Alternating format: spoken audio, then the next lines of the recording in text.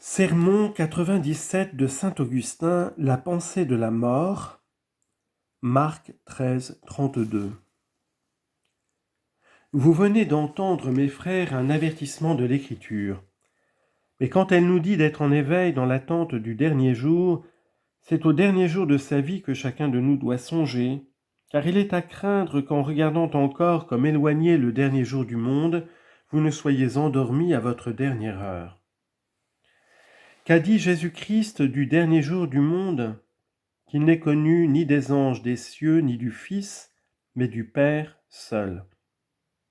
Quoi, dira ici une sagesse toute charnelle, et c'est une grave question, le Père sait-il quelque chose qu'ignore le Fils ? Mais en disant que le Père le connaît, le Fils a voulu faire entendre que lui aussi le connaît dans son Père. Car peut-il y avoir dans aucun jour quelque chose dont le Fils ne soit l'auteur, puisque c'est par lui que le jour a été fait ? Ainsi donc que personne ne cherche à savoir quand arrivera le dernier jour.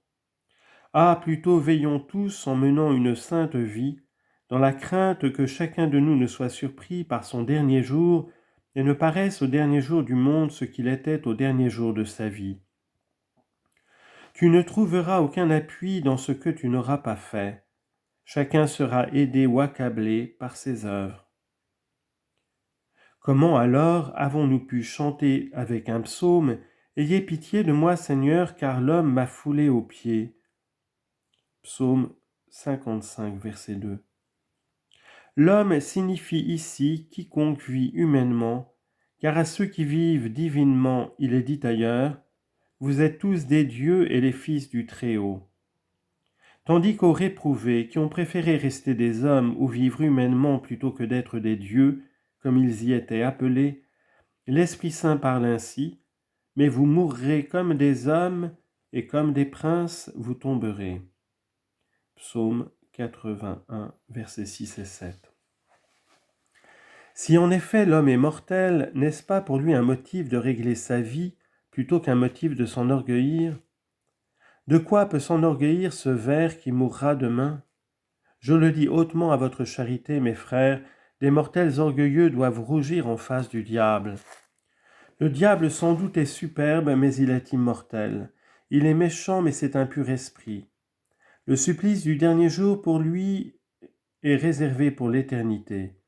Mais il ne souffre pas la mort dont nous sommes victimes, puisque c'est à l'homme qu'il a été dit « Tu mourras de mort ». Genèse 2, 17. Que l'homme donc fasse un bon usage de ce châtiment. Qu'est-ce à dire qu'il fasse un bon usage de ce châtiment ? Qu'il ne se fasse pas un sujet d'orgueil du châtiment qu'il a mérité, qu'il se reconnaisse mortel et par là brise son orgueil, qu'il entende ces mots qui s'adressent à lui, de quoi s'enorgueillissent la terre et la cendre, Ecclésiastique 10, 9. Le diable au moins n'est ni terre ni cendre s'il est orgueilleux. Et c'est pour détourner l'homme de la superbe qu'il lui est dit « Mais vous mourrez comme des hommes et comme un des princes vous tomberez. » Vous ne considérez pas que vous êtes mortels et vous avez tout l'orgueil du diable. Oui, mes frères, que l'homme fasse bon usage de son châtiment et que pour son bien il profite du mal auquel il est condamné. Qui ne sait que c'est un châtiment que cette nécessité de mourir et surtout sans savoir à quel moment ? La mort est certaine, mais l'heure en est incertaine. Il n'y a même parmi toutes les choses humaines que la mort dont nous sommes sûrs. Oui, tout ce qui nous touche d'ailleurs, le bien comme le mal, est incertain.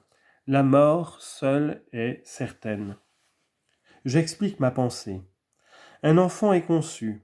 Il est possible qu'il naisse, possible aussi qu'il ne soit qu'un avorton. Il est également incertain s'il grandira ou ne grandira pas, s'il parviendra à la vieillesse ou n'y parviendra pas, s'il sera riche ou pauvre, dans les honneurs ou dans l'humiliation, s'il aura de la postérité ou n'en aura pas, s'il prendra une épouse ou n'en prendra pas, tout ce qui peut lui arriver de bien est également douteux. Ainsi en est-il aussi de ce qu'il peut avoir à souffrir. Sera-t-il ou ne sera-t-il pas malade ? Sera-t-il ou ne sera-t-il pas soit blessé par un serpent, soit dévoré par quelque animal féroce ? Considère également les autres accidents qui peuvent le frapper.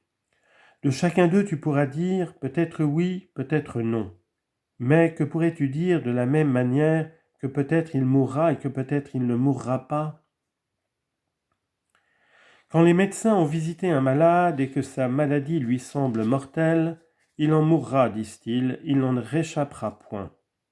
De même on doit dire dès la naissance d'un homme qu'il n'en échappera pas non plus.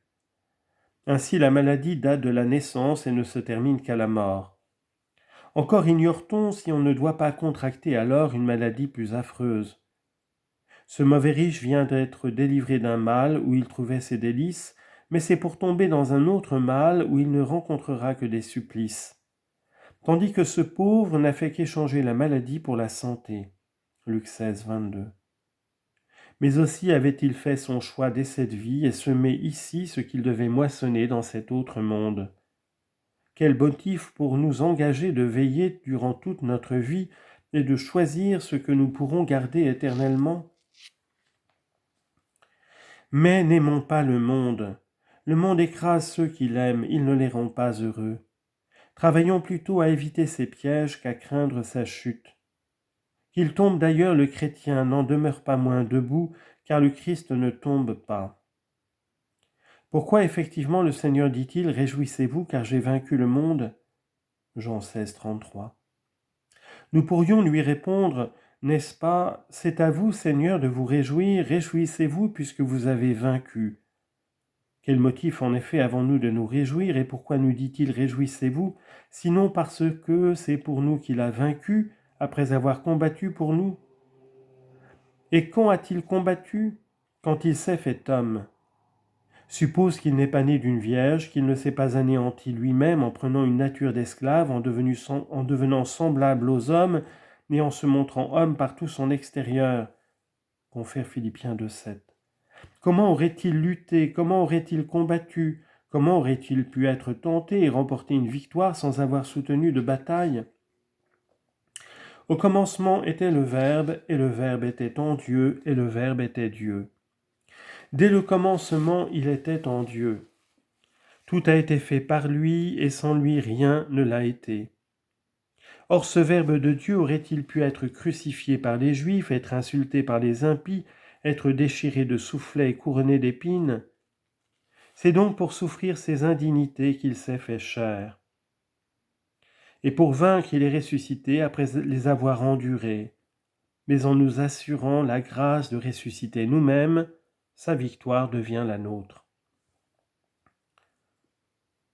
Dis donc, dis encore à Dieu, ayez pitié de moi, Seigneur, parce que l'homme m'a foulé aux pieds.